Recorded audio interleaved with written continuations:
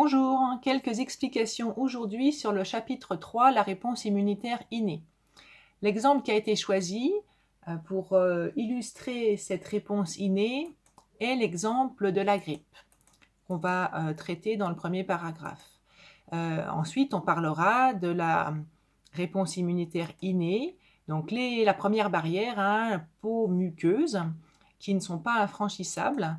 Et si elles sont franchies, on met en place une défense interne qu'on appelle la réaction inflammatoire, qui mettra en jeu des vaisseaux et des cellules.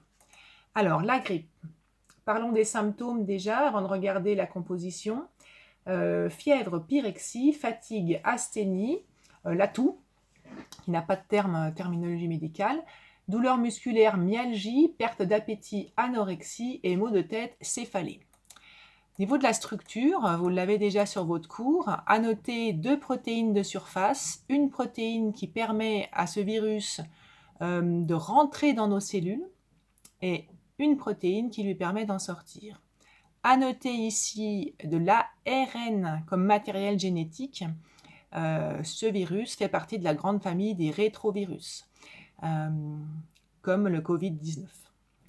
Bien, passons au cycle viral. Donc, c'est le cycle viral de la grippe, mais c'est le cycle viral de tous les virus qui sont capables de pénétrer dans des cellules humaines grâce à leur molécule de surface, donc l'hémagglutinine, qui va se fixer sur des récepteurs protéiques de nos propres cellules. Cette fixation va lui permettre de pénétrer dans la cellule et ensuite de répandre son ARN qui va aller dans le noyau, recopier le matériel génétique et ensuite permettre, en fabriquant de l'ARN messager, d'obtenir les protéines de surface. Et ainsi, grâce à notre matériel, nos protéines, notre énergie, nos ribosomes, etc. En fait, le virus, en empruntant tout ça, va former des dizaines et des dizaines de petits virus. La cellule humaine va évidemment mourir de cette multiplication. Donc une cellule humaine dans laquelle rentre le virus de la grippe est condamnée, comme d'ailleurs tout virus. Ensuite, on va regarder donc la réponse immunitaire innée. Première barrière, très efficace, peau muqueuse. On dit qu'il y a 3 types de protection, donc il faudra juste se souvenir de quelques exemples. Protection physique, protection chimique, protection biologique. Donc la peau possède de la kératine qui lui permet d'être imperméable. Elle a plusieurs couches. Elle se renouvelle de façon continue. Ça, c'est la protection physique. Au niveau des muqueuses, on a d'autres éléments, les poils, les cils, la toux, l'éternuement. Protection chimique, ce sont les substances chimiques fabriquées par la peau et les muqueuses. Donc on va avoir pour la peau le sébum, la sueur. Pour les muqueuses, alors il faut juste vous rappeler de quelques exemples. Le mucus, on le connaît déjà par exemple. Et la protection biologique sera identique pour les deux.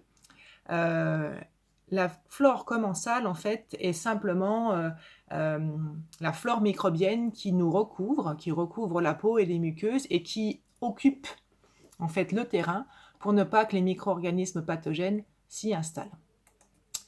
Alors, passons maintenant, si ces barrières-là, peau et muqueuses, sont franchies, on va regarder les défenses internes. Donc là, vous avez un vaisseau sanguin, on imagine ici l'épiderme, qui a été franchi, qui a été dégradé suite à une piqûre, une coupure ou une blessure. Des micro-organismes sont rentrés à l'intérieur et donc on voit bien que le vaisseau sanguin, en l'espace de quelques minutes, quelques dizaines de secondes en fait, va se dilater. Donc on aura une vasodilatation qui va créer évidemment un phénomène de rougeur au niveau de notre plaie. Ensuite, cette vasodilatation va étirer en fait l'endothélium du capillaire sanguin, ce qui va permettre la sortie du plasma, et c'est ce qui va causer cette grosseur au niveau de la plaie. Le 4e signe, ce sera la douleur, puisque en créant cette grosseur, des fibres nerveuses vont être stimulées, et le cerveau va être informé, en fait, qu'il y a un problème à ce niveau-là.